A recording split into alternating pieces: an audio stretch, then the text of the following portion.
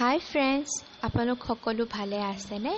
আজি মই আপোনালোকৰ মনটো আৰু বেছি ভাল লগাবৰ কাৰণে আপোনালোকৰ কাৰণে লৈ আহিছো এটা টেষ্টি আৰু হেলদি ৰেচিপি।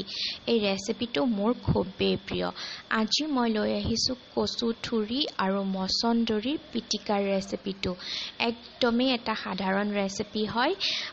এই ৰেচিপিটোৰ কাৰণে আমাক লাগিব কচু থুৰি, মছন্দৰী, জলকীয়া আৰু নহৰুটো আপুনি ইচ্ছা কৰিলে নিদিবও পাৰে, কিন্তু মই নহৰুটো দিলে বেছি টেষ্ট পাওঁ, সেইকাৰণে মই দিছোঁ।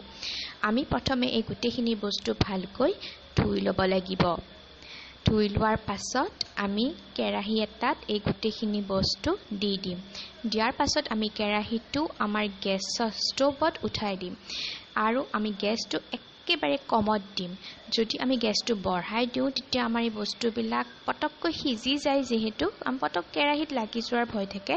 সেইকাৰণে আমি গেছত 5 মিনিটৰ কাৰণে ঢাকি দিম। ঢাকি দিয়াৰ পাছতে গোটেইখিনি বস্তু সিজি উঠিব আৰু সিজাৰ পাছতে আমি তাতে নিমখ আৰু তেল দিয়াৰ পাছতে আমাৰ এই পিটিকাৰ ৰেচিপিটো ৰেডি হৈ গৈছে। এইটো ৰেচিপি খাবলৈ ইমানেই বেছি টেষ্টি হয়, যোনে এবাৰ খাইছে সি বাৰে বাৰে খাব খোজে। আপোনালোকেও খাই চাব পাৰে।